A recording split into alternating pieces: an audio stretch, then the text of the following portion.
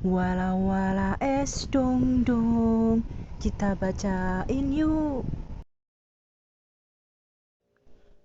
Hari ini kita akan melanjutkan membaca novel Goosebumps yang berjudul Rahasia Kepala Terpenggal, karya dari Robert Laurenstein.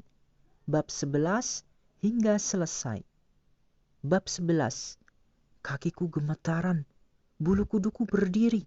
Tiba-tiba semua mata di hadapanku mulai bersinar. Terang, semakin terang. Dan dalam cahaya yang keemasan, kulihat semua mata itu bukan mata makhluk liar. Mata itu bukan mata binatang. Mata itu mata manusia. Aku berhadapan dengan 100 kepala terpenggal yang matanya bersinar-sinar. Setumpuk kepala terpenggal seukuran kepalan tangan. Semuanya tumpang tindih dan semuanya menyeringai kaku. Kepala di atas kepala, gelap, keriput, dan kering kerontang. Dan semuanya bertambah menyeramkan karena cahaya keemasan yang terpancar dari mata mereka. Aku memekik tertahan, dan langsung kabur tunggang langgang. Kakiku serasa terbuat dari karet. Jantungku berdegup-degup. Aku lari mengelilingi gedung markas. Sementara cahaya kuning itu perlahan-lahan meredup.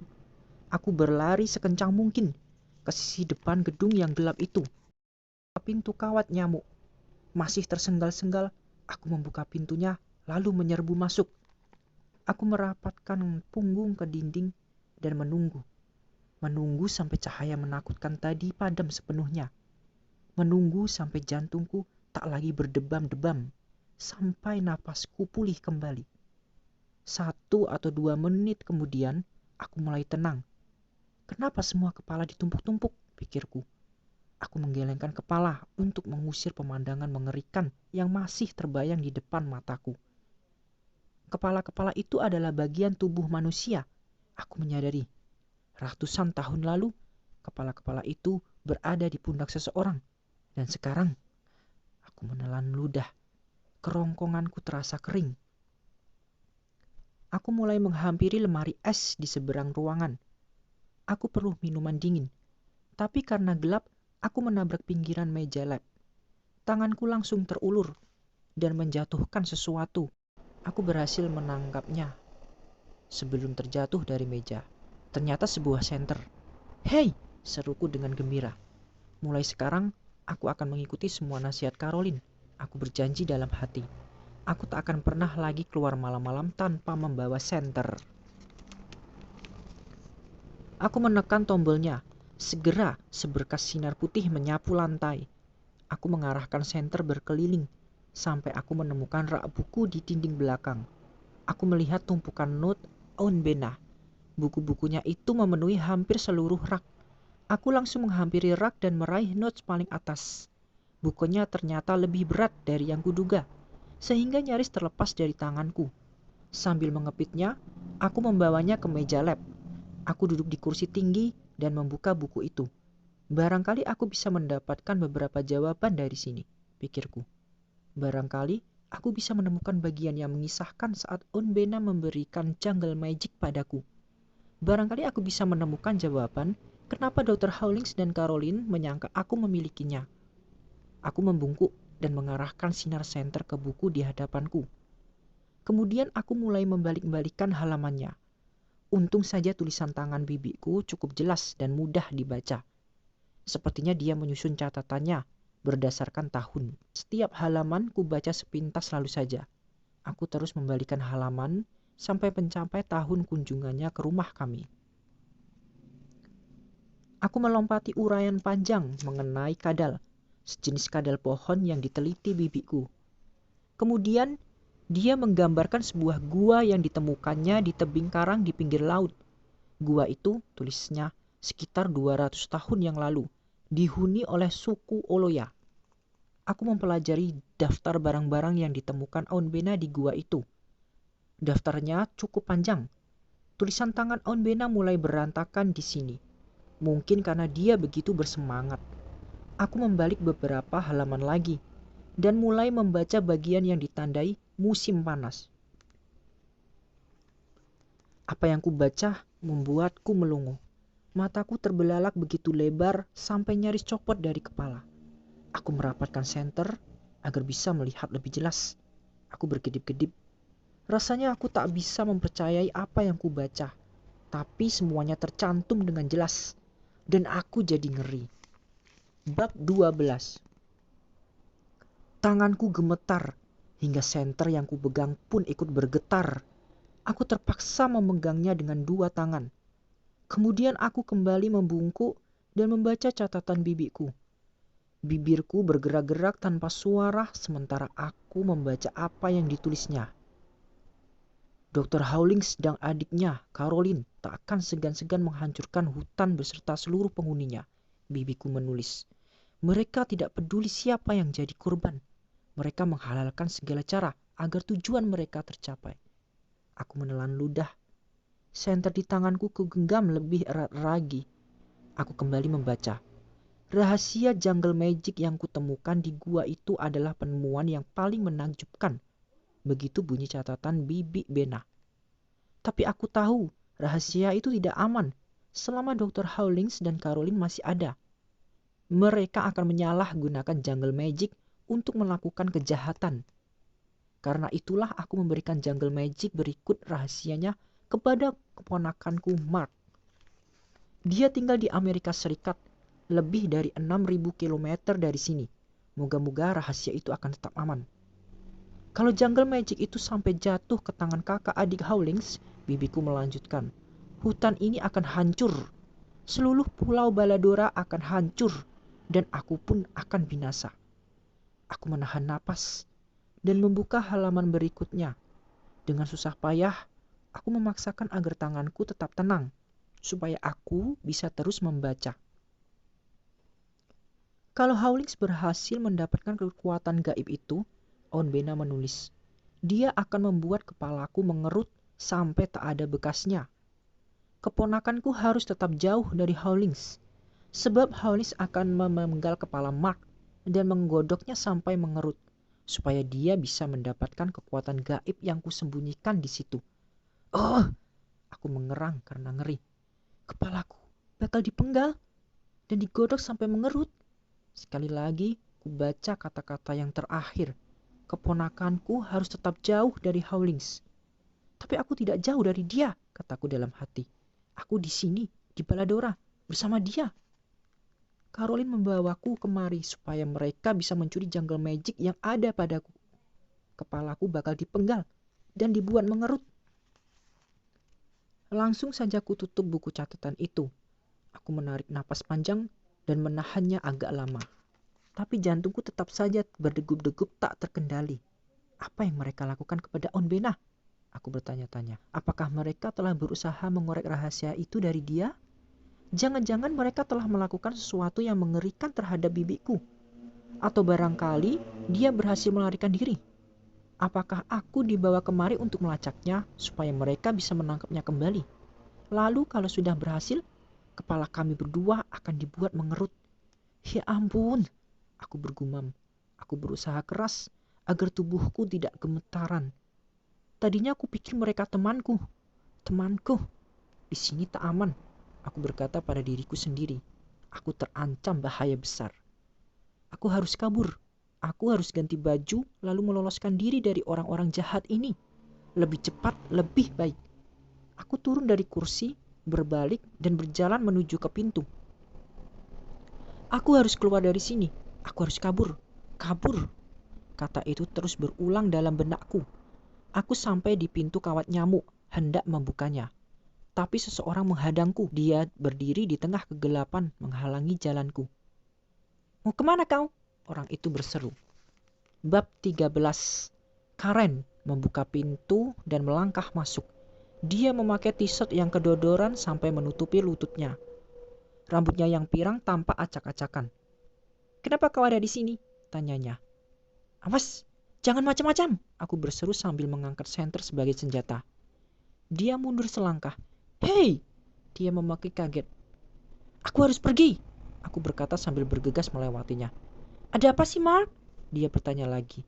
Kenapa kau bertingkah seperti orang gila? Aku berhenti di ambang pintu dengan pundak menempel ke kusen. Aku sudah membaca catatan bibiku, kataku kepadanya. Cahaya senter kuarahkan ke wajahnya. Aku sudah membaca apa yang ditulis Aunt Bena tentang ayahmu, tentang Caroline. Oh, Karen menghela napas. Cahaya senter yang menyilaukan tetap kuarahkan ke wajahnya. Dia berkedip-kedip, lalu melindungi matanya dengan sebelah tangan. Mana bibiku? Aku bertanya dengan nada memaksa. Kau tahu di mana dia? Aku tidak tahu, jawab Karen. Jangan soroti mataku dong, silau nih. Aku mengarahkan senter ke bawah. Apa yang dilakukan ayahmu terhadap bibiku? Apakah dia mencelakakannya? Tidak, balas Karen dengan ketus. Tega-teganya kau menuduh ayahku begitu, Mark. Dia tidak jahat. Dia dan Bena cuma berbeda pendapat dalam beberapa hal. Kau betul-betul tidak tahu di mana bibiku? Mungkinkah dia bersembunyi dari ayahmu? Apakah dia masih di pulau ini? Pertanyaan-pertanyaan itu meluncur begitu saja. Rasanya aku ingin menarik kerah baju Karen dan memaksanya menceritakan yang sebenarnya. Dia menyibakkan rambutnya yang pirang. Kami tidak tahu di mana bibimu, sungguh. Dia berkeras. Karena itulah Caroline membawamu kemari, supaya kau bisa membantu kami mencari Bena. Kami mengkhawatirkan dia. Bohong, seruku dengan gusar. Aku sudah baca catatan bibiku. Ayahmu sama sekali tidak peduli padanya. Aku peduli, ujar Karen. Aku sangat menyukai bibimu. Dia baik sekali padaku. Aku tidak peduli pada pertengkaran yang terjadi antara Bena dengan ayahku dan Caroline. Aku mengkhawatirkan Bena, sungguh. Aku kembali menyorot wajahnya. Aku ingin tahu roman wajahnya. Aku ingin memastikan bahwa dia tidak bohong. Matanya yang biru berkaca-kaca. Aku melihat setitik air mata mengalir di pipinya. Aku percaya apa yang dikatakannya memang benar. Kalau kau memang sayang pada bibiku, bantu aku pergi dari sini, ujarku. Senterku kuarahkan ke bawah lagi. Oke, aku akan membantumu, katanya cepat-cepat tanpa berpikir panjang. Aku membuka pintu kawat nyamuk dan menyelinap keluar. Karen menyusul. Tanpa bersuara, dia menutup pintu. Matikan senter, bisiknya. Jangan sampai cahayanya terlihat oleh ayahku atau Caroline. Aku mematikan senter dan berjalan menuju ke pondokku. Terburu-buru aku melintasi rumput yang basah. Karen pun bergegas supaya tidak ketinggalan. Aku mau ganti baju dulu, bisikku. Setelah itu, aku akan mencari Aunt Bena. Tiba-tiba aku merinding. Tapi bagaimana caranya? Dari mana aku harus mulai? Gunakan jungle magicmu, bisik Karen. Kekuatan gaib itu akan memberitahumu di mana Bena berada. Kau akan dibimbing ke tempat bibimu. Tapi aku tidak bisa, seruku dengan suara melengking. Sebelum ini, aku bahkan tidak tahu bahwa aku punya kekuatan gaib. Sampai sekarang, aku tetap belum yakin. Gunakan kekuatanmu, bisik Karen. Dia menatapku sambil memicingkan mata. Tapi aku tidak tahu bagaimana caranya, aku berkeras. Kau akan dibimbing, sahut Karen. Jangan khawatir, semuanya bakal beres. Aku tidak yakin, tapi aku diam saja. Pikiranku kacau balau. Aku terus teringat kata-kata yang dituliskan bibiku. Seharusnya aku berada ribuan kilometer dari sini, aku berkata dalam hati. Aku baru aman kalau begitu. Bagaimana caranya aku bisa lolos dari Caroline dan Dr. Howlings? Kami berjalan menyusuri deretan pondok. Udara masih terasa panas dan lembab. Pengapnya minta ampun. Langit bertambah gelap dan kini berwarna hitam pekat. Bulan dan bintang-bintang tetap tidak kelihatan. Aku ganti baju dulu dan habis itu aku kabur, ujarku dalam hati. Ganti baju, kabur. Cepat, Mark, Karen berbisik di sampingku. Cepat dan jangan bersuara. Ayahku mudah terbangun. Pondokku sudah mulai kelihatan. Tapi sebelum ke sana, aku mendengar suara langkah di rumput yang basah. Suara langkah yang mendekat dengan cepat. Karen menahan napas dan mengambil lenganku. Oh, aduh, ternyata dia. Bab 14. Aku tersentak kaget. Apa yang harus kulakukan? Lari? Bersembunyi? Seandainya ini permainan Jungle King, aku pasti tahu bagaimana caranya lolos dari kejaran si ilmuwan jahat. Aku tinggal menyambar tumbuhan rambat dan berayun ke tempat aman. Dan sambil berayun akan mengumpulkan nyawa cadangan. Tapi ini bukan permainan. Aku merapatkan punggung ke dinding pondok dan menunggu nasib sambil berdiri seperti patung. Langkah itu terdengar semakin dekat. Aku menahan napas, tapi jantungku tetap berdegup-degup dan seekor binatang aneh muncul di hadapanku. Bukan Dr. Howlings, tapi sejenis kelinci yang aneh dengan telinga besar dan kaki raksasa yang berdebam-debam di tanah setiap kali binatang itu melompat. Aku memperhatikan makhluk itu menghilang di telan kegelapan di antara dua pondok. Apa itu? Kelinci? Karen menempelkan jari ke mulut supaya aku tidak bicara keras-keras. Itu spesies baru kelinci raksasa. Bibimu yang menemukannya. Aku hendak menyahut, tapi Karen langsung menggiringku ke pondokku. Cepat, Mark, kalau ayahku sampai bangun. Dia tidak menyelesaikan kalimatnya. Kalau dia sampai bangun, kepalaku bakal dipenggal dan digodok sampai mengerut, aku berucap dalam hati.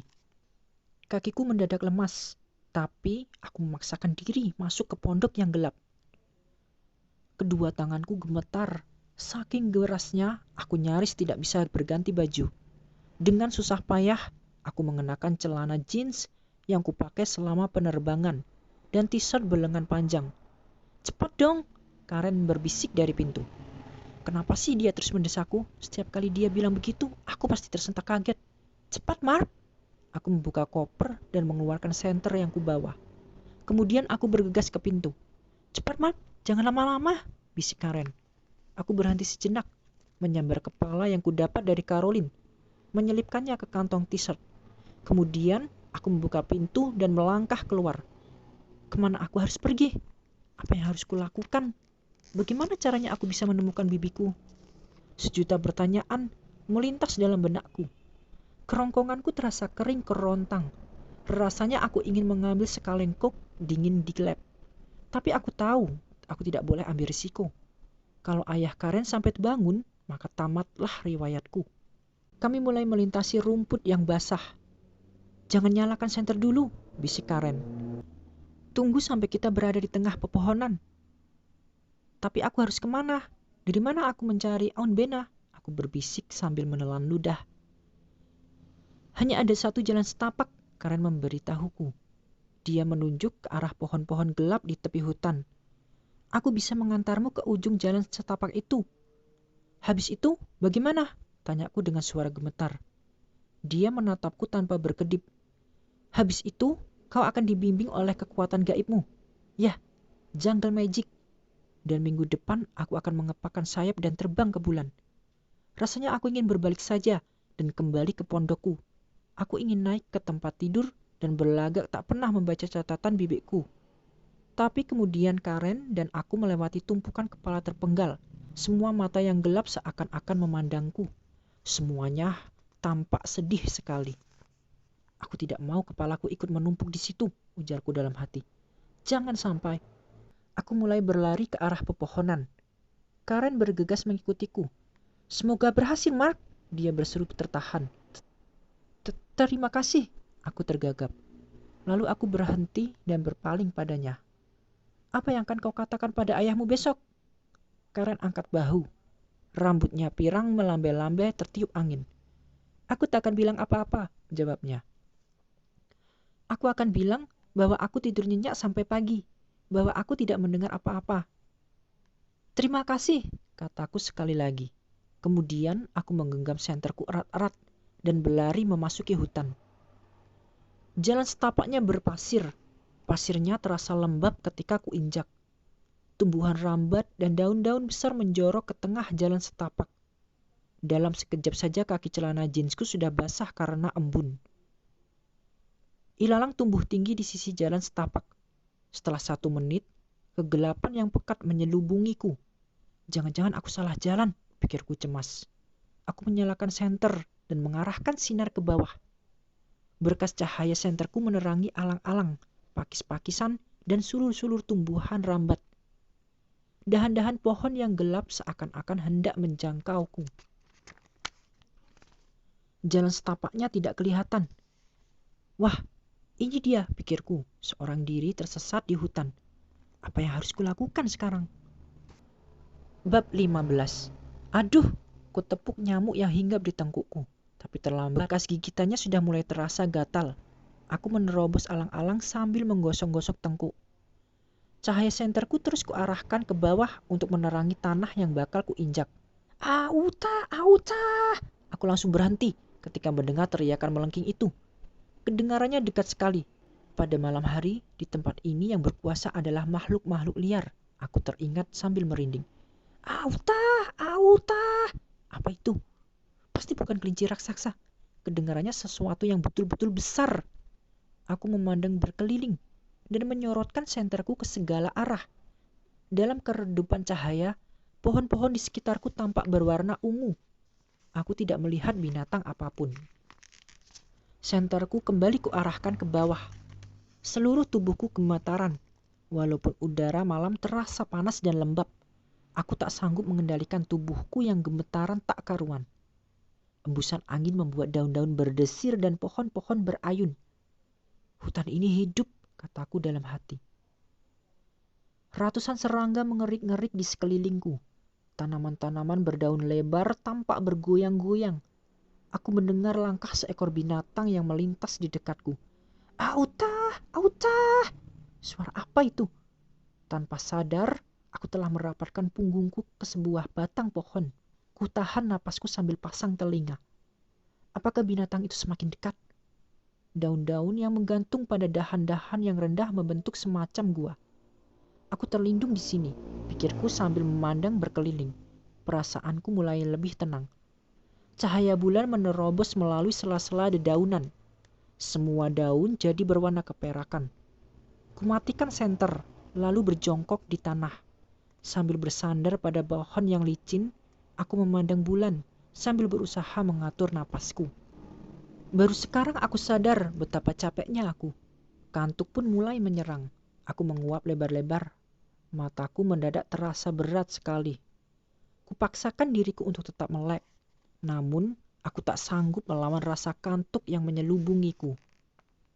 Diiringi suara serangga sebagai pengantar tidur, kusandarkan kepalaku ke batang pohon. Dan dalam sekejap saja, aku sudah terlelap. Aku bermimpi tentang kepala-kepala terpenggal. Lusinan kepala terpenggal berwarna ungu dan hijau. Mata mereka yang hitam tampak membara. Sementara bibir mereka yang kering menyeringai mengerikan. Kepala-kepala itu melayang-layang dan keluar masuk dalam mimpiku. Mondar-mandir bagaikan bola tenis. Ada yang menabrakku, membentur dadaku dan kepalaku. Tapi aku tidak bisa merasakan apa-apa. Kepala-kepala itu terus melayang-layang. Dan kemudian semuanya membuka mulut dan mulai bersenandung. Cepat, Mark! Cepat! Berulang-ulang. Kata-kata itu dinyanyikan dengan suara yang kasar dan serak. Cepat, Mark! Cepat! Betul-betul menyeramkan. Cepat, Mark! Cepat!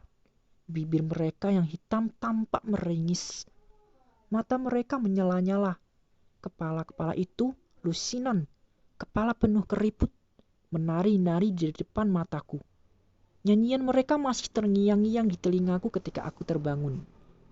Ku kedip-kedipkan mataku. Cahaya pagi yang kelabu menerobos atap dedaunan. Sambil menguap, aku meregangkan otot-otot yang kaku. Punggungku pegal sekali. Bajuku terasa lembab dan lengket. Beberapa detik kemudian, baru aku sadar di mana aku berada. Mimpi yang menakutkan itu terus menghantui pikiranku. Tanganku segera merogoh kantong t-shirt. Jimatku masih aman di sana. Wajahku mulai gatal-gatal. Aku menggaruk pipi dan mencabut sesuatu, sehelai daun. Bukan. Sambil memicingkan mata, aku menatap serangga di tanganku. Seekor semut merah yang besar sekali, hampir sebesar jangkrik. Idih, langsung saja aku mencampakkannya. Kulitku serasa ditusuk-tusuk. Punggungku gatal-gatal. Ada sesuatu yang naik turun di kakiku. Serta-merta aku terduduk. Rasa kantukku mendadak lenyap. Gatalnya minta ampun. Seluruh badanku terasa gatal. Aku memandang ke bawah, mengamati celana dan t-shirtku. Dan kemudian aku mulai menjerit. Bab 16. Cepat-cepat aku berdiri. Ku ayun-ayunkan tanganku dan ku tendang-tendangkan kakiku. Tubuhku dipenuhi semut-semut merah berukuran raksasa. Ratusan, bahkan ribuan. Semut-semut itu merayap di mana-mana. Di lenganku, di kakiku, di dadaku. Kaki mereka serasa menusuk-nusuk leher dan tengkukku. Aku mencabut seekor dari keningku. Lalu seekor lagi dari bibirku. Aku mengusap-ngusap rambut. Ternyata rambutku juga penuh semut. Oh, sambil mengerang tertahan, aku menepis semut-semut yang menempel di rambutku. Semut-semut besar berjatuhan bagaikan hujan di sekelilingku. Aduh, begitu banyak semut dan semuanya begitu besar. Aku jatuh berlutut sambil menepuk-nepuk dada dan tengkuk. Lalu aku berguling-guling di rumput yang masih basah karena embun pagi. Aku terus berguling sambil menepuk-nepuk badanku. Aku tidak peduli bajuku basah kuyup. Masa bodoh, yang penting aku bisa terbebas dari semut-semut itu. Sambil kalang kabut, ku tarik segenggam dari rambutku dan ku campakkan ke tengah semak-semak. Aku kembali berdiri dan menggeliut-geliut untuk mengusir semut-semut yang merayap di tubuhku. Tapi jumlahnya terlalu banyak. Kulitku gatal sekali, hampir tak tertahankan. Saking gatalnya, aku nyaris tak bisa bernapas. Aduh, aku berseru dalam hati. Aku tidak mau mati konyol. Kahleh, aku menjerit sambil menggeliat-geliut dan menepuk-nepuk. Di luar dugaanku, semut-semut besar itu langsung berjatuhan dari tubuhku. Kahleh, aku berseru sekali lagi. Semakin banyak semut yang jatuh dari rambutku, dari keningku, dari bajuku. Aku terbengong-bengong. Semut-semut merah itu kabur ke segala arah, saling menginjak dan mendului, lalu menghilang di rumput yang tinggi.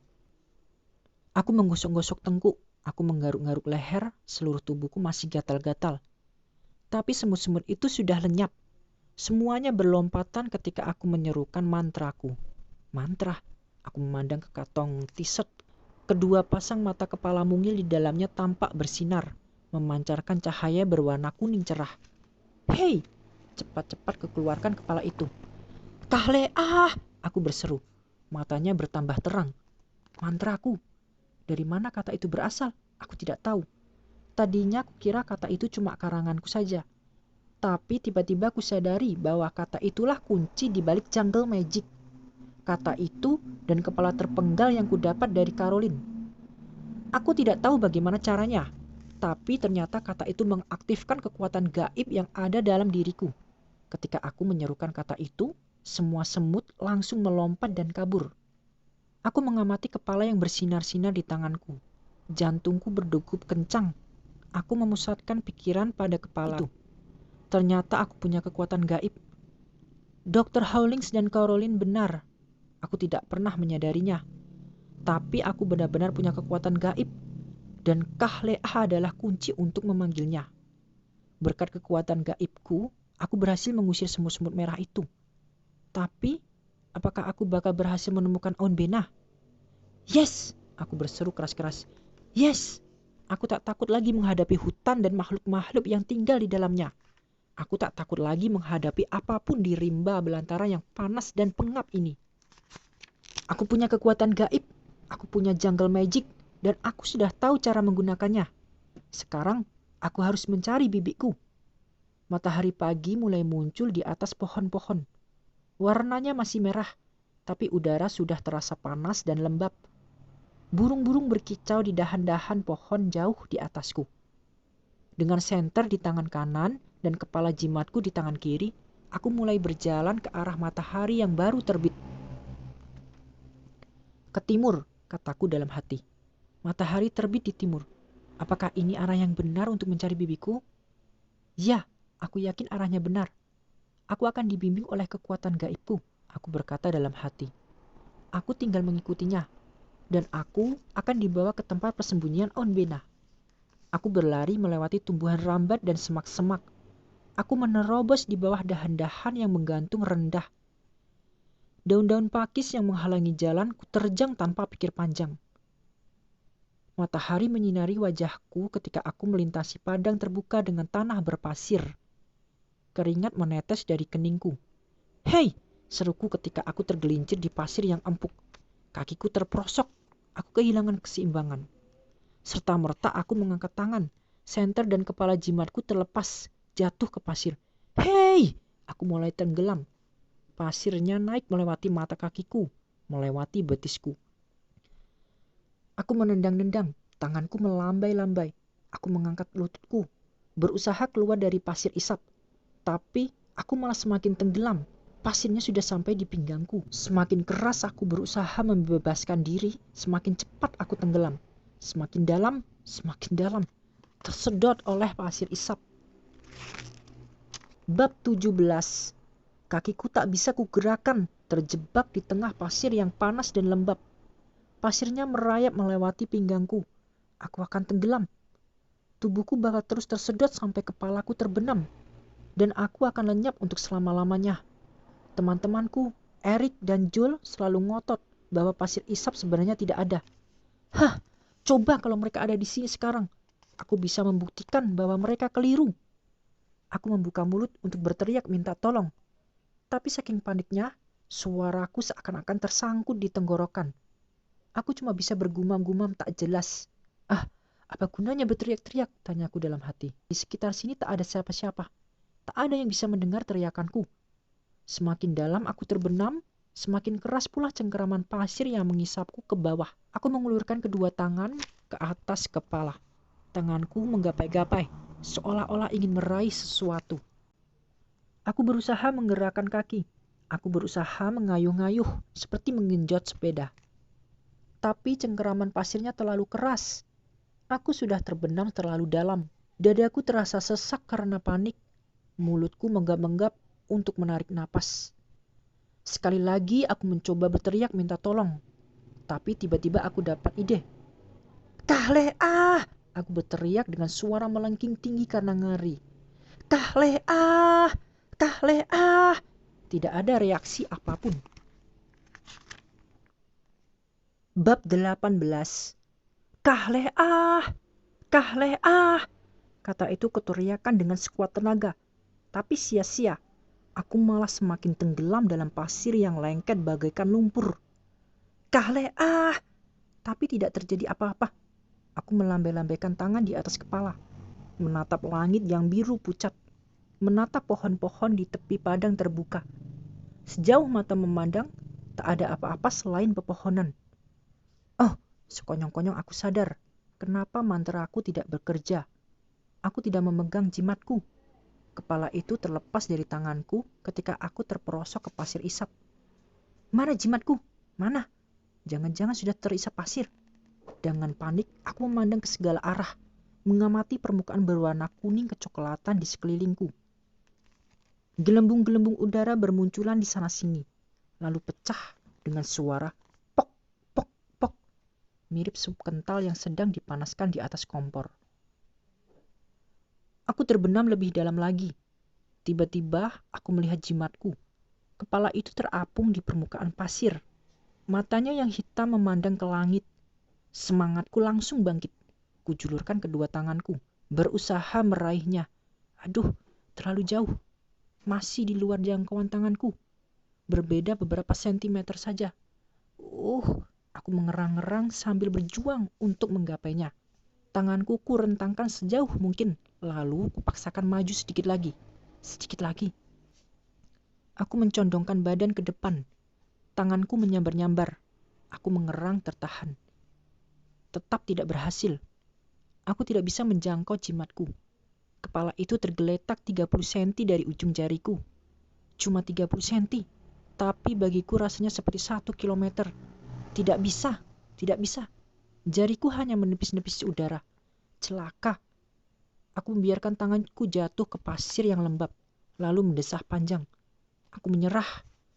Tak ada lagi yang bisa aku lakukan. Bab 19. Gerakan tanganku menimbulkan bunyi depak pada permukaan pasir, dan jimatku bergeser sedikit ke arahku. Hah! Aku berseru kaget. Jantungku mulai berdegup-degup. Sekali lagi, kupukul permukaan pasir, kali ini dengan kedua tangan. Jimatku kembali bergeser mendekat. Pukul lagi, bergeser lagi. Jarak antara tanganku dan kepala itu tinggal beberapa sentimeter sekarang. Aku segera meraihnya, menggenggamnya erat-erat, dan menyerukan mantraku dengan lantang. Kahleh ah! Kahleh ah! Mula-mula tidak terjadi apa-apa. Aku menahan napas. Perasaan panik kembali bangkit dalam diriku. Kahlea, Kahlea. Dalam hati aku berharap bahwa aku akan terbang ke atas, terangkat dari pasir isap, melayang di tanah keras. Jungle Magic, tunjukkan kesaktianmu. Mana kesaktianmu? Aku memekik keras-keras, tapi aku tidak terangkat sedikit pun. Bahkan semakin terbenam, permukaan pasir kini telah sampai di dadaku. Aku menatap kepala terpenggal di tanganku. Matanya yang hitam seakan-akan membalas tatapanku. Selamatkan aku! Aku berseru. Kenapa kau tidak menolongku? Dan kemudian aku melihat tumbuhan rambat itu. Tumbuhan berwarna kuning hijau tampak merayap di permukaan pasir. Merayap bagaikan ular. Selusin tumbuhan rambat menggeliat-geliut mendekatiku dari segala arah. Jantungku berdegup kencang ketika tumbuhan-tumbuhan itu bertambah dekat. Bertambah dekat sampai aku berhasil meraih salah satunya dengan sebelah tangan. Tapi tumbuhan itu melewati tanganku. Gerakannya semakin cepat. Tumbuhan itu melilit dadaku dan mulai mengencang. Jangan! Aku memprotes. Jangan-jangan aku malah akan mati tercekik. Ujung tumbuhan lainnya menghilang di bawah permukaan pasir, lalu melingkar di pinggangku. Jangan! Jangan! Aku meratap-ratap. Tumbuhan-tumbuhan itu mengencang, kemudian mulai menarik. Pasir yang lembab mengeluarkan bunyi srot ketika badanku mulai terangkat. Aku mengangkat jimatku tinggi-tinggi dan membiarkan diriku ditarik membelah pasir isap yang mencengkeramku. Tumbuh-tumbuhan rambat itu menarikku dengan keras. Beberapa detik kemudian aku sudah berlutut di tanah yang keras. Seketika semua tumbuhan terlepas dari badanku. Semuanya lalu bergerak mundur sampai menghilang di tengah ilalang. Aku berjongkok di tepi pasir isap sambil mengatur napasku. Kemudian aku bangkit. Kakiku gemetaran, seakan-akan tak bertenaga. Seluruh tubuhku gemetaran.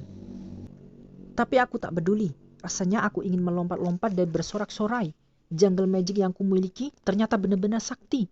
Sekali lagi aku diselamatkan oleh kekuatan gaibku. Pasir lembab menempel di celanaku, di bajuku, di lenganku, bahkan di rambutku. Aku menggeleng-gelengkan kepala untuk membersihkan rambutku dari pasir. Jimatku kuselipkan kembali ke kantong t-shirtku. Kemudian kutepis-tepis pasir yang masih menempel di celana dan bajuku. Sekarang bagaimana? Tanyaku dalam hati. Aku memandang berkeliling. Matahari telah tinggi di langit. Pohon-pohon, pakis-pakis, dan alang-alang tampak berkilau-kilau, hijau keemasan. Udara sudah semakin panas. T-shirtku basah oleh keringat. Sekarang bagaimana? Bagaimana aku bisa menemukan bibiku? Aku mengeluarkan jimatku dari kantong dan mengamatinya dengan saksama. Tunjukkan jalannya, aku memberi perintah. Tapi tidak terjadi apa-apa. Aku menyeka pasir yang menempel di kulitnya yang kering. Aku mencungkil butir-butir pasir yang melekat di bibirnya yang hitam dan tipis.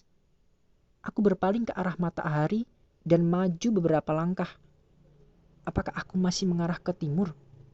Di luar dugaanku, mata jimatku tiba-tiba mulai bersinar. Apa artinya?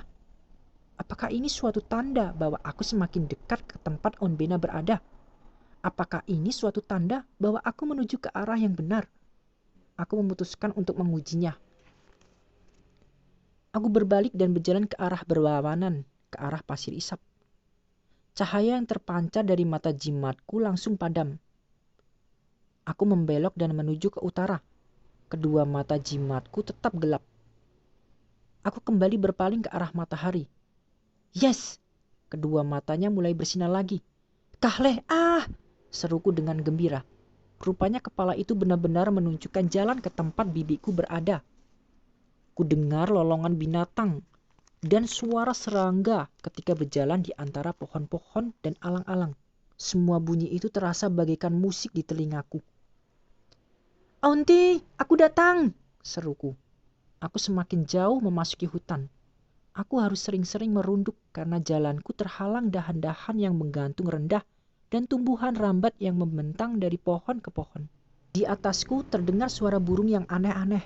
Sepertinya burung-burung itu sedang mengobrol. Ketika aku menerobos di bawah sebuah dahan rendah, seluruh pohon mendadak bergetar. Ribuan burung berbulu hitam berterbangan sambil berkaok-kaok dengan sewot. Saking banyaknya, langit sempat menjadi gelap. Tiba-tiba aku sampai di sebuah lapangan kecil yang membelah dua. Satu cabang menuju ke kiri, satu lagi ke kanan. Yang mana harus kupilih? Aku mengangkat jimatku dan mengamatinya dengan saksama. Aku berpaling ke cabang kiri. Seketika mata jimatku meredup. Rupanya pilihanku salah. Aku berbalik menuju ke kanan. Mata jimatku langsung kembali bersinar. Apakah bibiku berada di balik pohon-pohon ini? Apakah aku sudah dekat dengan tempat persembunyiannya? Tiba-tiba aku sudah berada di luar hutan lagi. Aku berada di sebuah padang rumput. Sinar matahari yang menyilaukan membuat mataku berkedip-kedip. Rumput di sekelilingku tampak berkilau-kilau. Tahu-tahu terdengar suara menggeram dari arah pepohonan. Aku langsung berbalik. Oh, pekiku ketika melihat harimau itu. Aku nyaris terjatuh karena lututku mendadak lemas. Harimau itu mengangkat kepalanya, lalu kembali menggeram. Kemudian ia mengaum keras sambil menyeringai seakan-akan hendak memamerkan giginya yang mengerikan. Punggungnya tampak melengkung dan bulu-bulu berwarna kuning coklat di tengkuknya berdiri tegak. Sejenak kemudian si raja hutan menyerbu ke arahku. Bab 20. Langkah harimau itu berdebar-debar. Matanya yang kuning menyala-nyala seolah-olah membakar mataku. Aku melihat dua anak macan di belakangnya, setengah bersembunyi di bayang-bayang pepohonan. Aku tak akan mengganggu anak-anakmu. Aku hendak berteriak, tapi mana sempat. Harimau itu menyerang sambil mengaum keras. Suaranya mengalahkan suaraku ketika aku mengangkat jimatku dengan tangan gemetaran. Aku mencoba berseru, "Kahleh ah!" Tapi tidak ada suara yang keluar. Tenggorokanku serasa tercekik. Lututku menekuk. Aku terduduk di rumput. Hampir saja jimatku terlepas dari tanganku. Aku melihat harimau itu bersiap-siap menyergapku. Kakinya berdebam-debam setiap kali melompat. Tanah di bawahku seakan-akan bergetar. Loh, tanah di bawahku benar-benar bergetar. Aku mendengar bunyi kerak yang memekakan telinga. Bunyinya seperti ikat sepatu dari bahan velcro yang lagi dibuka. Cuma 1000 kali lebih keras. Aku memekik ketika tanah yang kududuki terguncang-guncang dengan hebat. Lalu retak dan membelah. Dengan mata terbelalak, aku memperhatikan retakan itu bertambah lebar. Dan kemudian aku mulai jatuh. Jatuh ke lubang yang tanpa dasar di perut bumi. Aku menjerit sejadi-jadinya ketika tubuhku melayang menuju kegelapan pekat yang siap menelanku. Ah! Bab 21. Aduh, aku terempas di dasar lubang. Siku dan lututku terbentur dengan keras. Nyerinya menjalar ke seluruh tubuhku. Mataku sampai berkunang-kunang. Ratusan bintang berwarna merah dan kuning tampak bersinar-sinar di depan mataku. Aku berkedip-kedip, lalu memaksakan diri untuk berlutut. Jimatku terlepas dari tanganku. Aku melihatnya tergeletak di dekatku. Aku segera meraihnya dengan tangan gemetar dan menggenggamnya erat-erat. Kepalaku pening. Aku memejamkan mata dan menunggu peningnya mereda. Beberapa saat kemudian, mataku kubuka lagi. Kupandangi sekitarku. Aku berada di dasar lubang yang dalam. Aku mendongakkan kepala dan melihat langit yang biru menyerupai kota kecil jauh di atasku. Sekali lagi, aku diselamatkan oleh jungle magic. Kekuatan gaibku telah membelah bumi, sehingga aku bisa jatuh ke tempat yang aman. Dengan cara itu, aku berhasil lolos dari terkaman harimau. Di atas terdengar suara geraman. Aku menengadah lalu memekik ketakutan. Di sana aku lihat sepasang mata berwarna kuning menatapku dengan garang. Harimau itu menggeram lagi dan memperlihatkan taringnya yang panjang. Ternyata aku belum lolos dari bahaya. Aku malah terjebak di sini. Kalau harimau itu sampai melompat ke bawah, maka tamatlah riwayatku. Aku tidak bisa kabur. Tak ada jalan untuk menyelamatkan diri. Kusandarkan punggungku ke dinding tanah di belakangku. Aku terus menatap harimau yang menggeram-geram itu. Binatang buas itu menatapku dengan lapar dan kembali mengaum keras-keras. Sepertinya dia sedang mengambil ancang-ancang untuk menerkamku. "Kahleh ah!" aku berseru. "Kahleh ah!" Harimau itu menanggapi seruanku dengan mengaum lebih keras lagi. Aku merapatkan punggung, berusaha menguasai tubuhku yang gemetar tak terkendali. Jangan turun ke sini, aku memohon-mohon dalam hati. Jangan turun ke sini. Mata kuning si raja hutan di atas tampak menyala-nyala. Kumisnya yang keperakan berkedut-kedut ketika makhluk buas itu menggeram sambil menyeringai. Dan kemudian aku melihat wajah mungil berwarna kuning hitam muncul di tepi lubang. Salah satu anak si harimau. Dia menatapku penuh rasa ingin tahu. Anak harimau yang satu lagi muncul di sebelahnya. Dia mencondongkan badannya ke depan supaya bisa melihat lebih jelas. Hampir saja dia kehilangan keseimbangan dan jatuh ke bawah. Induknya segera bertindak. Dia menundukkan kepalanya lalu mendorong anaknya menjauhi lubang. Kemudian anaknya yang satu lagi diangkat dengan giginya, dibawa pergi. Aku menelan ludah. Tidak berani bergerak. Aku tetap mendongak sambil berdiri dengan punggung menempel rapat ke dinding. Kuperhatikan kotak biru di atas dan menunggu harimau itu kembali.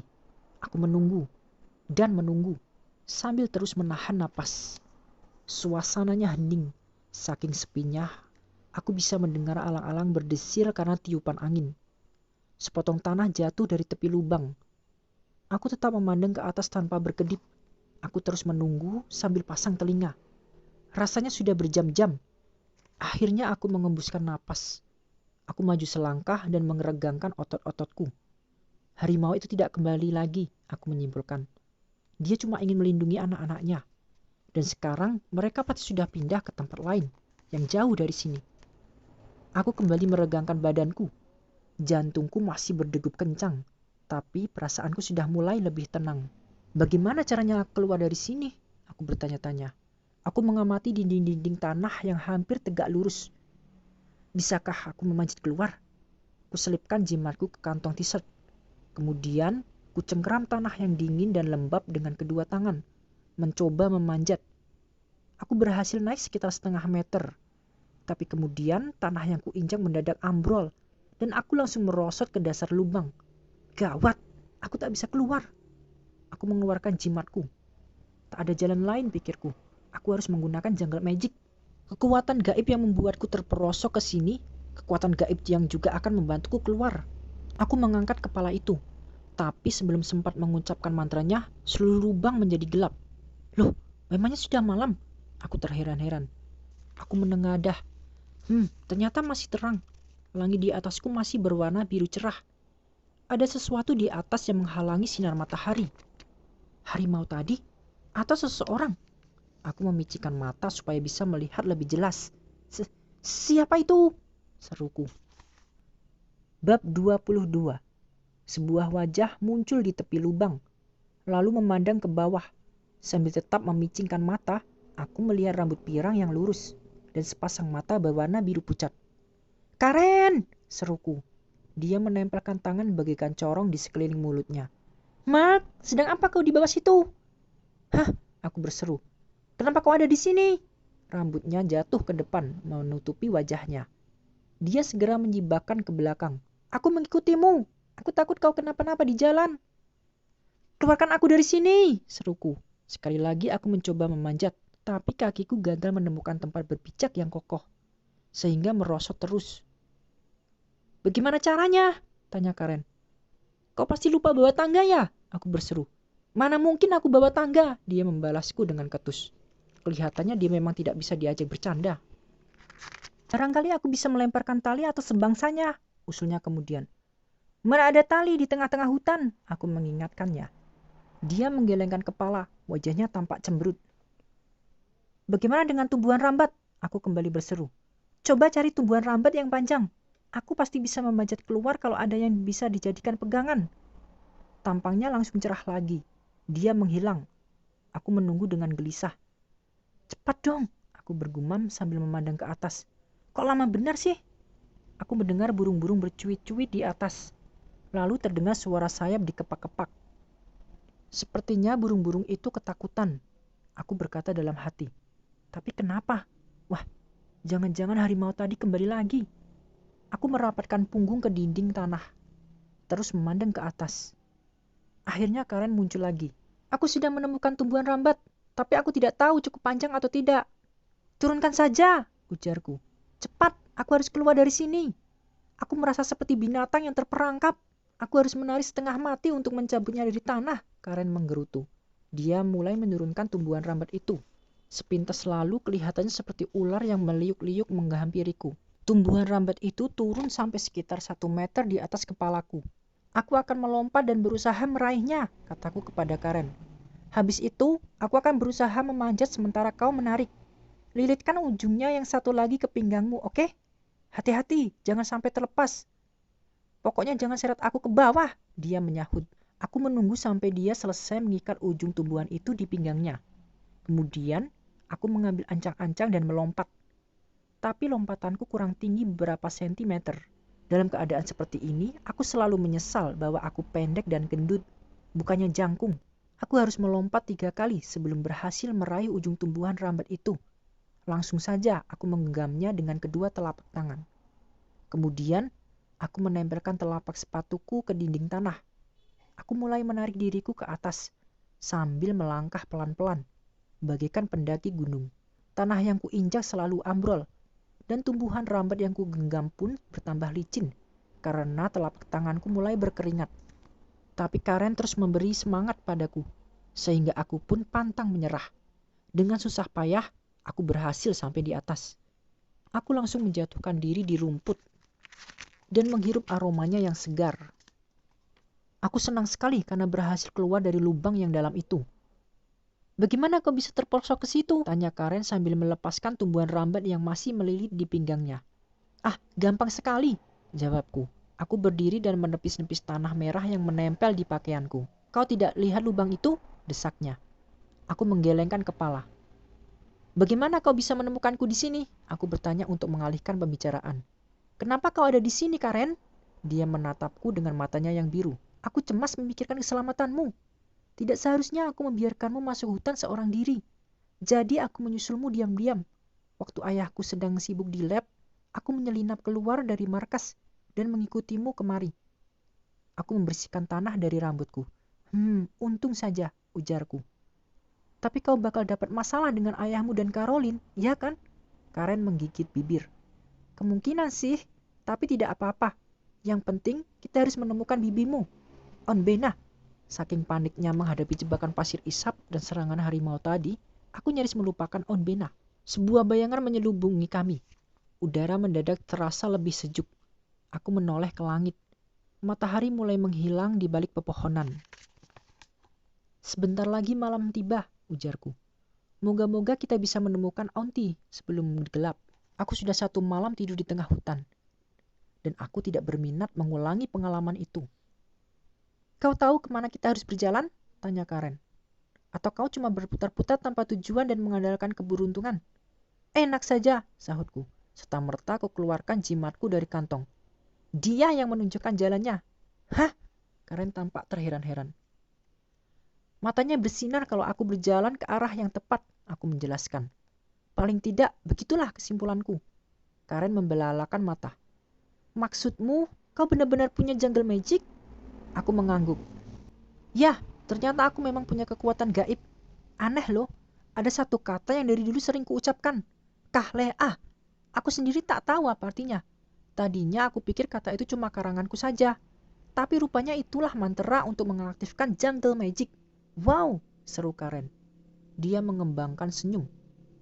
Ini berita bagus, Mark. Ini berarti kita bisa menemukan Bena. Wah, aku senang sekali. Bayang-bayang di tanah bertambah panjang saat matahari semakin rendah.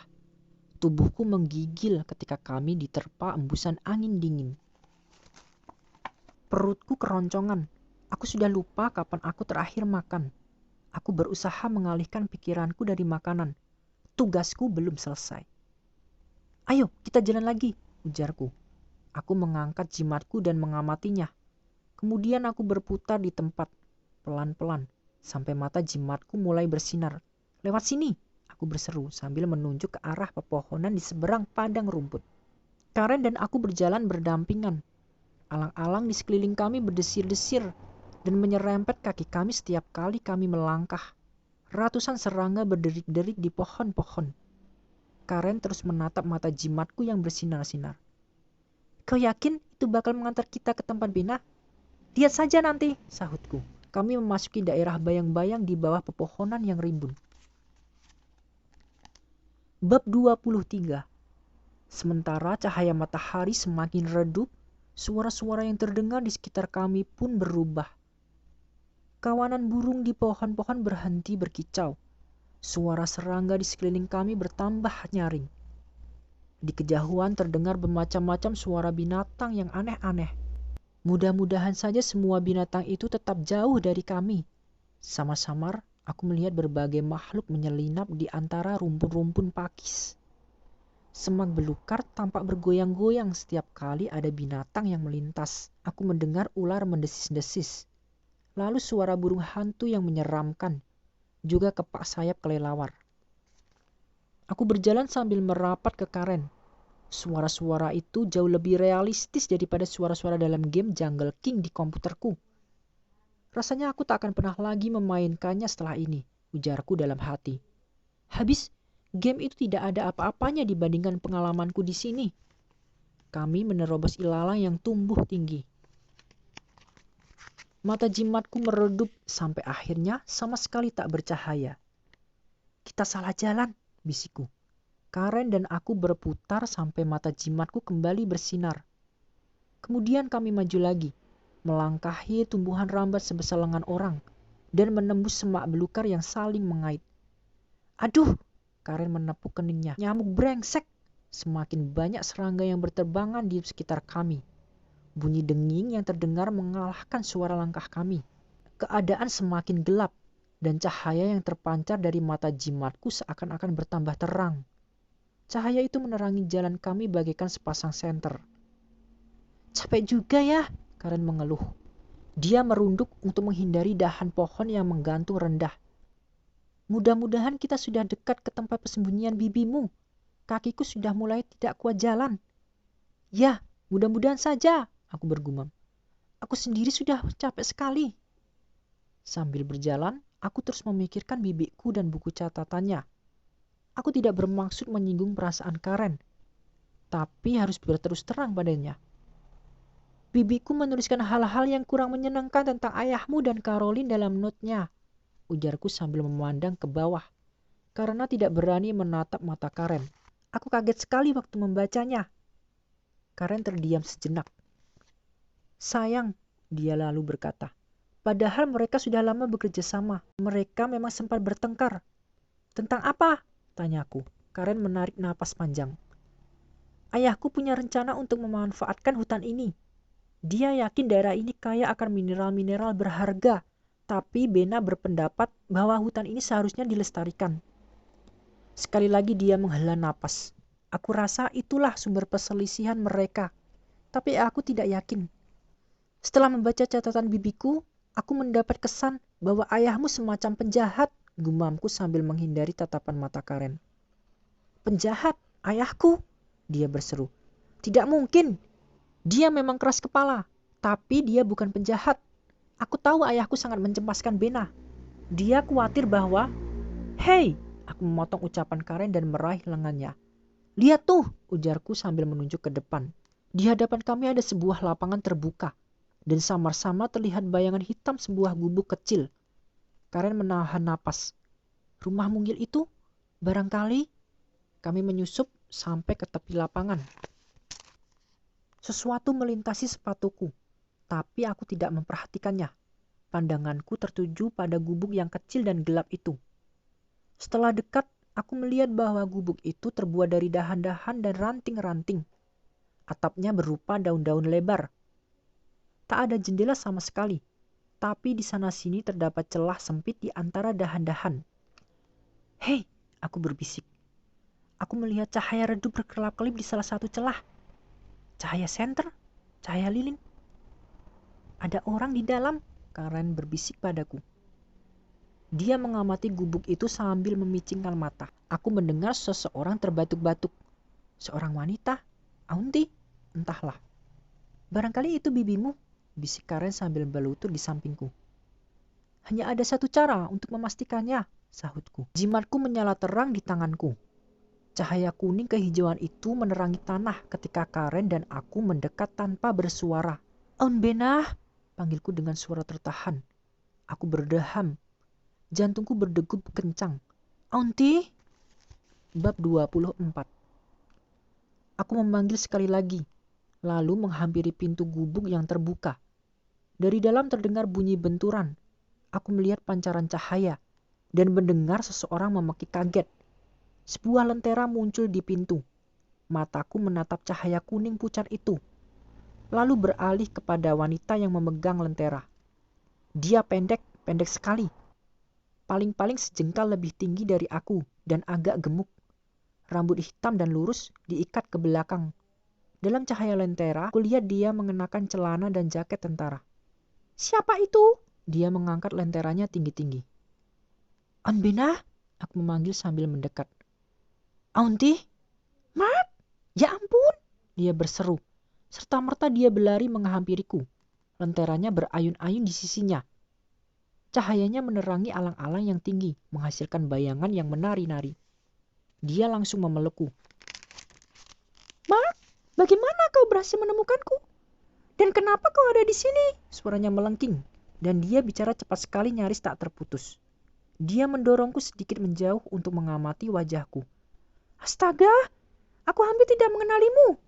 Terakhir kali kita bertemu, kau masih 4 tahun. Auntie, kenapa Auntie bersembunyi di tengah hutan?" tanyaku. "Semua orang begitu cemas." "Bagaimana kau bisa sampai ke Baladora?" selanya sambil menggenggam pundakku dengan sebelah tangan. Lenteranya kembali diangkat tinggi-tinggi. "Kenapa kau ada di sini? Bagaimana kau bisa sampai di sini?" dia berseru sekali lagi. "Aku menggunakan jungle magic," jawabku tergagap-gagap. Dia membelalakan mata, karena kaget atau karena ngeri. Tiba-tiba aku sadar bahwa bukan aku yang diperhatikannya. "Halo? Siapa kau?" bibiku bertanya pelan-pelan. Dia mengarahkan lenteranya ke pepohonan. Karen muncul di tepi lapangan terbuka. Tadi saking tegangnya aku tidak sadar bahwa dia tertinggal di belakangku. "Itu Karen," aku berkata kepada bibiku. "On kenal Karen bukan? Anaknya Dr. Howlings." Bibiku menahan napas. Dia meremas pundakku. "Kenapa kau mengajaknya kemari? Apakah kau tidak sadar bahwa..." "Tenang saja," Karen memotong. "Aku cuma khawatir. Karena itulah aku mengikuti Mark. Dia membantuku," aku menjelaskan kepada Auntie. "Karen membantuku kabur dari markas, dari Dr. Howlings dan Caroline. Dia juga membantuku menerobos hutan." Tapi, Aun Benah hendak memprotes. "Dia tahu soal jungle magic?" "Aku cuma mau menolong," Karen berkeras. "Ayahku juga cemas. Ayahmu mau membunuhku," Auntie berseru dengan gusar. "Karena itulah aku terpaksa melarikan diri. Karena itulah aku terpaksa meninggalkan segala sesuatu dan bersembunyi di tengah hutan." Dia memelototi Karen sambil memicingkan mata. Roman mukanya tampak keras dalam cahaya lentera yang berwarna kuning. "Auntie tidak perlu khawatir," aku berusaha meyakinkannya. "Dia betul-betul ingin membantu." Bibiku berpaling padaku. "Caroline dan Howlings yang membawamu ke sini?" Aku mengangguk. "Ya, untuk mencari Auntie. Dan Caroline membawakan ini untukku." Kukeluarkan jimatku dari kantong t-shirt. Matanya tak lagi bersinar. "Mereka memberitahu bahwa aku punya kekuatan gaib," aku melanjutkan. "Mula-mula aku tidak tahu apa yang mereka maksud. Kupikir mereka tidak waras. Tapi kemudian waktu aku mencari Auntie di hutan, aku sadar bahwa aku memang punya kekuatan gaib." Bibiku mengangguk. "Ya, kau memang punya, Mark. Aku memberikannya padamu waktu aku mengunjungi kalian. Waktu itu kau berumur 4 tahun. Kau kuhipnotis. Lalu kupindahkan jungle magic dari diriku ke dirimu, supaya tetap aman." "Ya, aku sudah membaca catatan Auntie," sahutku. "Aku sudah tahu kenapa kau memberikan kekuatan gaib itu padaku. Tapi di situ tidak dibilang apa jungle magic sesungguhnya. Aku cuma tahu bahwa..." "Jungle magic adalah kekuatan gaib yang sangat sakti," dia memotong sambil merendahkan suaranya. "Kekuatan gaib itu akan menjalankan segala perintahmu, segala keinginanmu." Matanya meredup karena sedih. "Tapi sekarang kita tidak punya banyak waktu untuk membicarakannya," dia berbisik. "Kita terancam bahaya, Mark. Bahaya besar." Aku hendak mengatakan sesuatu, tapi tiba-tiba terdengar suara berderak-derak dari pepohonan. Suara langkah. Kami bertiga menoleh ke arah suara itu. Di luar dugaanku, Karen langsung berlari. Dia menempelkan tangan di sekeliling mulut. "Sebelah sini, Dad!" serunya. "Sebelah sini! Aku menemukan Bena, Dad! Cepat!" Bab 25. Aku memekik tertahan. Tak ada waktu untuk kabur. Seberkas sinar menyorot keluar dari pepohonan. Lalu muncul Dr. Howlings yang berjalan menerabas rumput-rumput tinggi. Sebelah tangannya memegang senter. Sejenak cahaya senternya mengarah ke mataku, kemudian beralih kepada Aun Bena. Apakah Dr. Howlings membawa pistol atau senjata lainnya? Entahlah, aku tidak bisa memastikannya. Dan aku memang tidak ingin tahu. Aku meraih lengan Aun Bena dan menariknya keras-keras. Aku ingin lari kabur ke hutan. Tapi bibiku tidak beranjak dari tempatnya. Saking kagetnya, mungkin juga saking takutnya, dia berdiri seperti patung. Ayah Karen menghampiri kami. Napasnya terengah-engah. Dalam cahaya yang redup pun aku bisa melihat senyum puas yang terukir di wajahnya. "Bagus, Karen," dia berkata sambil menepuk pundak anaknya. "Rencana kita ternyata berhasil. Kau pura-pura membantu Mark melarikan diri, dan dia membawa kita langsung ke tempat persembunyian bibinya." Aku langsung memelototi Karen dengan geram. Dia telah memperdayai aku. Dia berlakon jadi temanku. Padahal dia justru membantu ayahnya. Sejenak Karen membalas tatapanku. Kemudian dia menundukkan wajahnya. "Teganya kau menipuku," aku berkata. "Kenapa kau melakukannya, Karen?" Dia kembali menatapku. "Ayahku butuh jungle magic," dia menyahut. "Tapi kau bohong padaku," aku berseru. "Habis bagaimana lagi?" ujar Karen. "Coba kalau ayahmu yang butuh bantuan, kau pasti juga akan membantunya, ya kan?" "Kau bertindak benar," Dr. Howling berkata padanya. Dia mengarahkan senternya ke wajah Aun Bena, sehingga bibiku terpaksa melindungi matanya dengan sebelah tangan. "Kau pikir kau bisa bersembunyi terus, Bena?" Dr. Howling bertanya pelan-pelan. "Aku minta maaf," aku berkata pada bibiku. "Ini salahku, gara-gara aku." "Bukan!" Aun Bena menggenggam pundakku. "Ini bukan salahmu, Mark. Akulah yang salah. Kau tidak tahu apa-apa mengenai urusan ini. Aku telah menyeretmu ke dalam kesulitan." Dr. Howling terkekeh-kekeh. "Ya, kalian memang sedang menghadapi kesulitan besar." Dia menghampiri bibiku. "Aku perlu tahu rahasia jungle magic. Apa rahasianya, Bena? Aku perlu tahu bagaimana cara kerjanya. Ceritakan semuanya, Bena. Dan kau dan keponakanmu akan kubiarkan pergi dalam keadaan utuh." Dalam keadaan utuh? Sementara Dr. Howlings menatap Aun Bena. Aku mengeluarkan jimatku dari kantong t-shirt. Sudah waktunya memakai kekuatan gaib, aku berkata dalam hati. Aku akan memakai kekuatanku untuk membebaskan kami dari situasi ini. Perlahan-lahan kuangkat kepala itu ke depan wajahku. Aku mulai membuka mulut untuk mengucapkan mantranya. Tapi aku segera berhenti ketika menyadari bahwa Aunty melirikku. Dia memberi isyarat dengan matanya. Isyaratnya adalah jangan. "Ada apa ini?" Dr. Howling bertanya dengan gusar. Dia berpaling padaku. "Sedang apa kau?"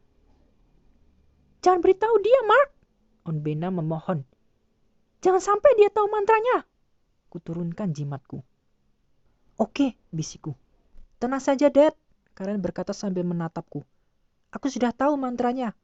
Mark yang memberitahu aku. Kata rahasia itu adalah..." Bab 26. Cepat-cepat aku membekap mulut Karen. "Lari!" aku berteriak pada bibiku. "Cepat lari!" Aun Bena menunduk dan sambil menengus dia menerjang Dr. Howlings. Bibiku menghantamnya bagaikan pemain football dan membuat ilmuwan itu terpental sampai menabrak gubuk. Dr. Howlings memekik kaget. Senter di tangannya terlepas dan jatuh ke tanah. Aku melepaskan Karen lalu menyusul bibiku. Langkah kami berdebam-debam ketika kami menerobos ilalang untuk mencapai pepohonan. Kami sudah hampir sampai di batas hutan ketika Caroline tiba-tiba menghadang kami. "Mau kemana buru-buru?" dia berseru sambil menghalangi jalan. "Pestanya baru mulai kok." Aun Bena dan aku berbalik. Dr. Howling setelah berdiri di belakang kami. Kami terperangkap. Caroline mengangkat senternya. Dia menatap bibiku sambil memicingkan matanya yang keperakan dan mengembangkan senyumnya. Senyum yang dingin dan tidak menyenangkan.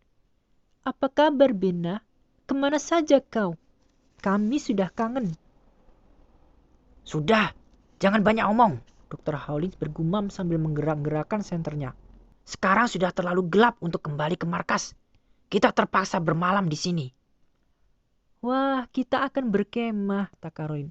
Dia masih juga menatap Aunt sambil tersenyum dingin. Aunt merengut, lalu membuang muka.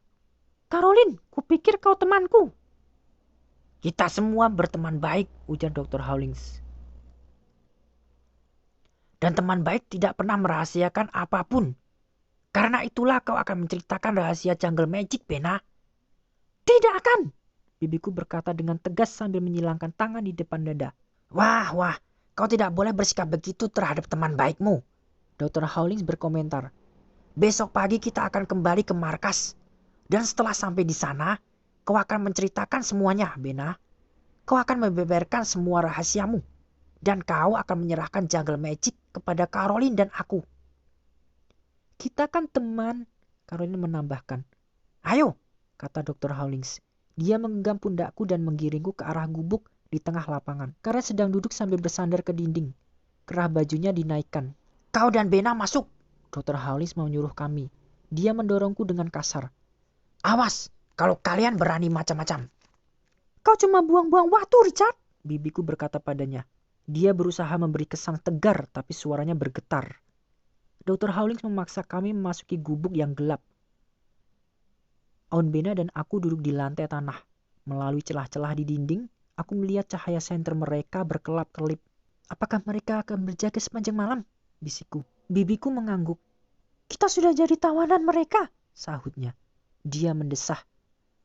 Tapi kita tidak boleh membiarkan Jungle Magic jatuh ke tangan mereka. Itu tidak boleh terjadi. Aku bergeser mendekati bibiku. Kalau rahasianya kita tidak berikan, ujarku pelan-pelan, apa yang akan mereka lakukan pada kita? Bibiku tidak menjawab. Apa yang akan mereka lakukan pada kita? Aunt Bena menundukkan kepalanya dan diam 1000 bahasa. Bab 27. Pagi-pagi sekali, saat matahari masih merah di ufuk timur, Dr. Hawlings sudah menyembulkan kepalanya ke dalam gubuk dan membangunkan kami. Aku cuma sempat tidur beberapa menit saja. Kami tidur beralaskan tanah, dan tanahnya keras sekali. Setiap kali memejamkan mata, aku memimpikan kepala terpenggal di kantong t-shirtku. Aku bermimpi aku menggenggamnya di tanganku. Matanya berkedap-kedip, dan bibirnya bergerak perlahan. Kau bakal celaka, dia berbisik dengan suaranya yang serak. Kau bakal celaka, celaka. Aunt Bena dan aku keluar dari gubuk. Kami meregangkan otot dan menguap lebar. Meskipun matahari masih rendah di langit, udara sudah terasa panas dan lembab. Badanku begal-begal karena berbaring di tanah yang keras. Bajuku lembab dan berbau apak. Perutku keroncong, aku menggaruk tengkuku yang ternyata berbentol-bentol digigiti nyamuk. Bukan pagi yang menyenangkan, dan acara selanjutnya pun tidak lebih baik. Selama berjam-jam kami berjalan menembus hutan yang pengapnya minta ampun. Caroline dan Karen paling depan. Dr. Hawlins berjalan di belakang bibiku dan aku, mengawasi kami. Semuanya membisu. Bunyi yang terdengar hanyalah teriakan berbagai binatang, kicau burung di atas, serta desir rumput dan ilalang yang kami terobos. Kawanan serangga kecil berwarna putih berterbangan ketika kami lewat. Sinar matahari menembus di sela-sela atap dedaunan, membakar tengkukku. Ketika kami akhirnya tiba di deretan pondok, aku bukan saja bermandikan keringat, tapi juga lapar dan haus setengah mati. Dr. Hawlins menggiring Aunt Bena dan aku ke pondok kosong. Kemudian dia membanting pintu dan mengunci kami di dalamnya. Pondok itu berisi 2 kursi lipat dan sebuah tempat tidur kecil tanpa spray maupun selimut. Dengan letih aku menjatuhkan diri ke kasur. Apa yang akan mereka lakukan kepada kita? Bibiku menggigit bibir. Jangan khawatir, katanya dengan lembut. Aku akan mencari akal. Dia melintasi ruangan itu, mencoba membuka jendela. Tapi jendelanya tidak bisa dibuka, entah karena macet atau karena digerendel dari luar. Mungkin kita bisa memecahkan kacanya, aku mengusulkan. Jangan, bunyinya pasti kedengaran, saut Aunt Bena. Aku menggosok-gosok tengkuku. Bekas gigitan nyamuk-nyamuk semalam terasa gatal sekali. Aku menyeka keringat di keningku. Pintu pondok terbuka. Karen muncul di ambang pintu. Dia membawa 2 botol air. Satu dilemparnya kepadaku, satu lagi kepada Aun Benah. Kemudian dia langsung berbalik membanting pintu dan menguncinya dari luar. Kutempelkan botol itu ke mulut. Kureguk isinya sampai habis tanpa berhenti untuk menarik napas. Air yang tinggal sedikit itu lalu kutuangkan ke kepalaku. Setelah botolnya benar-benar kosong, aku membuangnya ke lantai. Apa yang harus kita lakukan? Aku bertanya pada bibiku yang sedang duduk di kursi lipat. Dia segera menempelkan telunjuknya ke bibir. Sst. Sebuah mesin mulai berdengung-dengung di luar. Aku juga mendengar bunyi air menyembur dari selang. Aku bergegas ke jendela dan memandang keluar. Tapi jendelanya menghadap ke arah lain. Aku tidak bisa melihat apa-apa. Kita masih beruntung, Aun Benah bergumam. Aku mengerutkan kening karena heran. Beruntung? Ya, kita beruntung, dia mengulangi. Howling sudah mengambil kepala terpenggal yang kau bawa.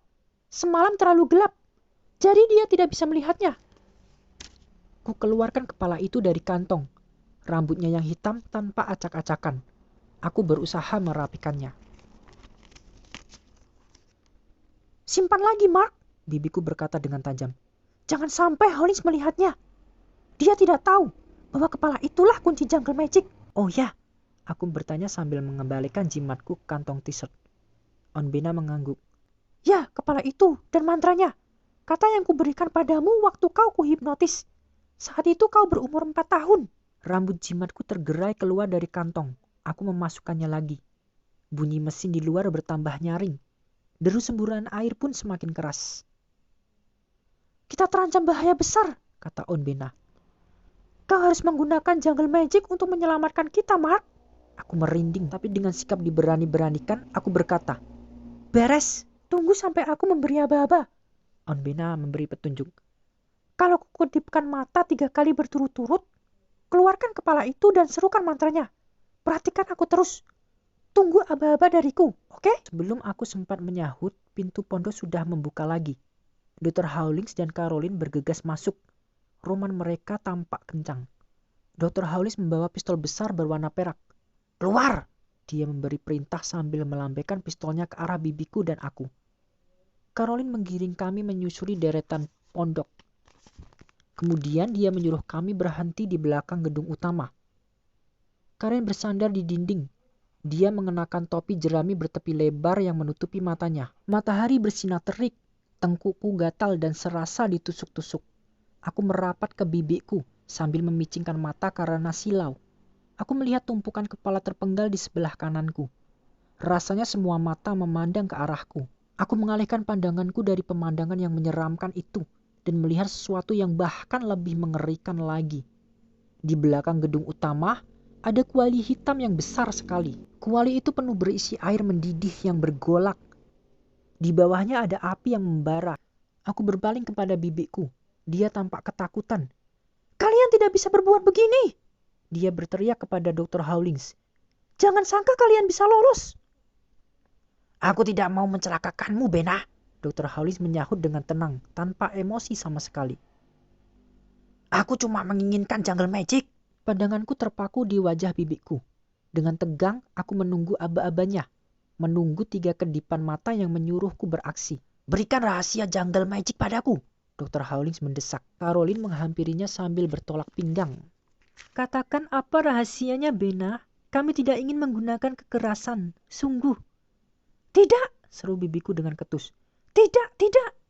Aku tak akan pernah memberikan rahasia jungle magic pada kalian. Tak akan pernah. Caroline menghela napas. Ayolah, Benah.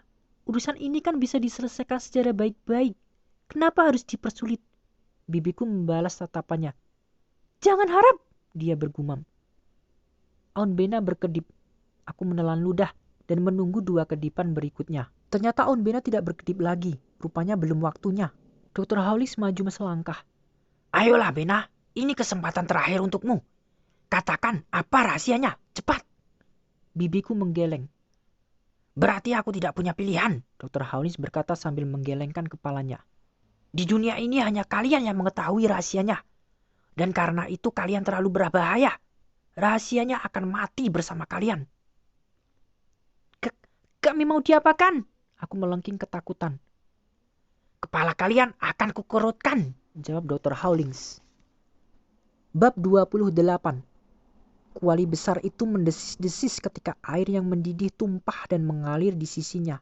Dengan mata terbelalak aku menatap uap yang mengepul-ngepul di atasnya. Apakah kami benar-benar akan dikerutkan olehnya? Apakah kepalaku bakal penuh keriput dan mengecil sampai sekepalan tangan? Kedua lututku gemetar saat aku menatap Aunt Bena sambil menunggu aba-aba darinya. Cepat, aku memohon dalam hati. Cepat, sebelum kita dicemplungkan ke air yang mendidih ini. Karen berdiri sambil membisu. Apa yang lagi dipikirkannya? Aku bertanya dalam hati. Roman mukanya tidak kelihatan. Wajahnya tersembunyi di balik pinggiran topi jeraminya. Bena, kau kuberi satu kesempatan lagi, Dr. Howlings berkata pelan-pelan. Karena aku menyukaimu dan aku juga menyukai keponakanmu. Jangan sampai keponakanmu juga ikut menanggung akibat dari sikapmu yang keras kepala, Bena.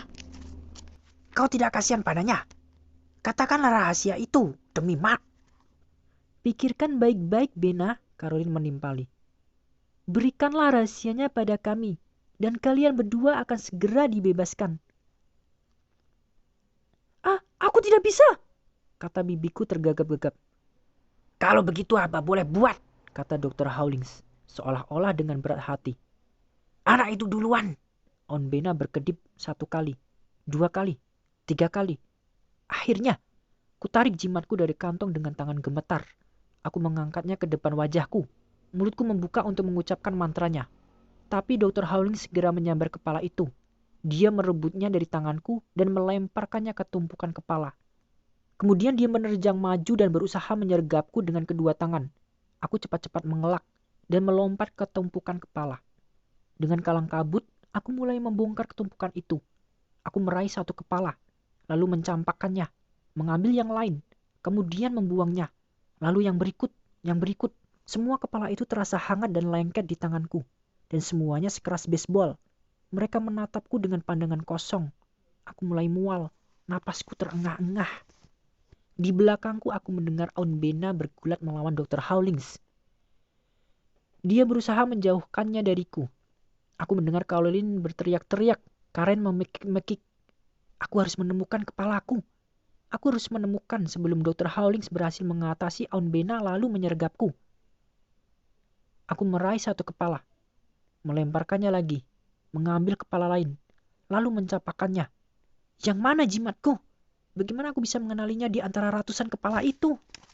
Bab 29. Aku menyambar satu kepala lagi dan melihat puluhan semut merayap di pipinya. Aku mengambil kepala lain. Matanya yang hijau tampak seperti kaca. Aku meraih kepala lain lagi. Di telinganya ada goresan panjang berwarna putih. Hampir saja aku mencapakannya, tapi tidak jadi. Goresan putih di telinga. Ya, jimatku memang tergores. Adikku Jessica, dia yang mengakibatkan goresan di telinga jimatku. Ya, ini memang jimatku. Terima kasih Jessica, aku bersorak dengan gembira. Dr. Howlings menerjang sambil mendengus. Dia menangkapku, lalu menyeretku menjauhi tumpukan kepala itu. Kahleh, aku berseru sambil menggenggam jimatku erat-erat. Kahleh, Semoga kekuatan gaib itu bisa menyelamatkan Aunt Bena dan aku. Aku berdoa dalam hati.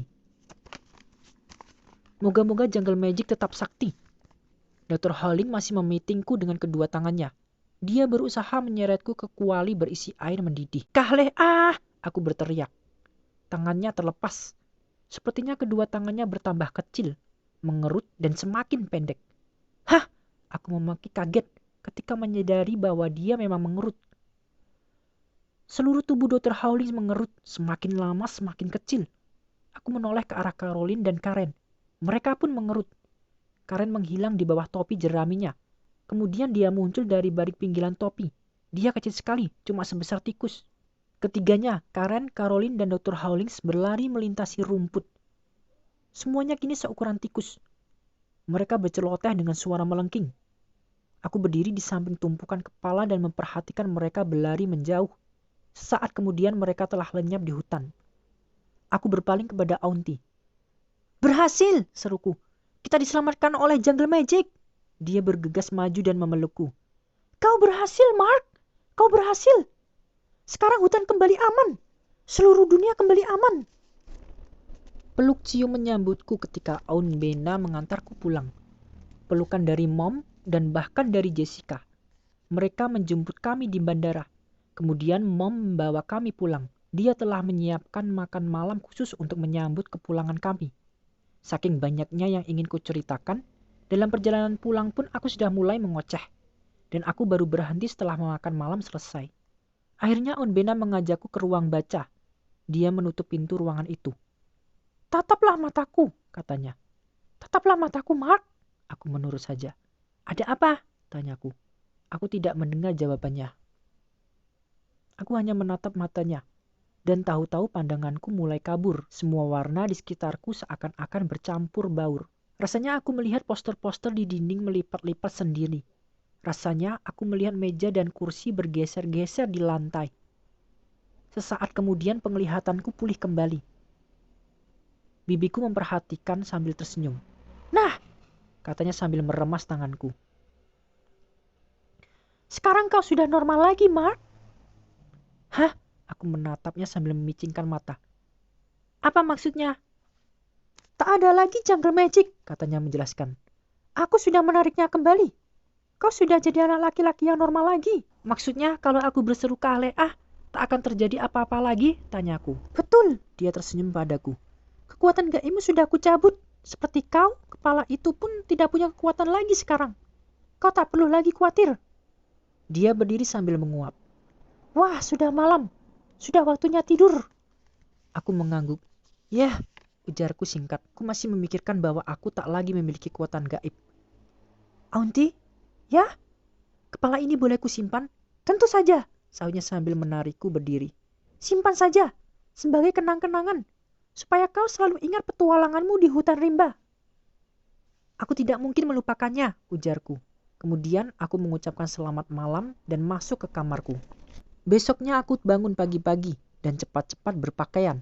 Aku sudah tak sabar untuk berangkat sekolah. Aku tak sabar ingin memamerkan jimatku kepada Eric dan Joel dan anak-anak lainnya. Sarapanku kelahap dengan terburu-buru. Aku berangkat ya, seruku pada ibuku. Kemudian aku menyambar jimatku dan berjalan menuju ke pintu.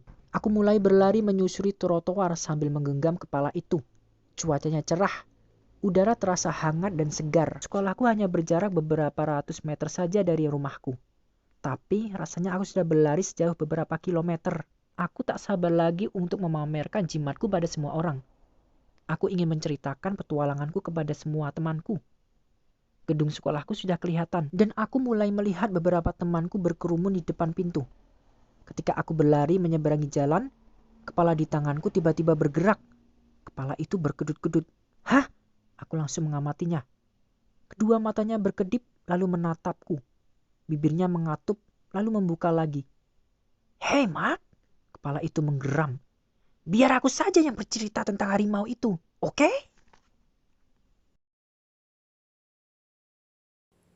Dan cerita pun selesai. Bagaimana teman-teman cerita hari ini? Maaf bila masih banyak kekurangan dalam pengucapan maupun intonasi. Terus dukung kita dengan cara subscribe, like, dan komen. Selamat bermimpi indah.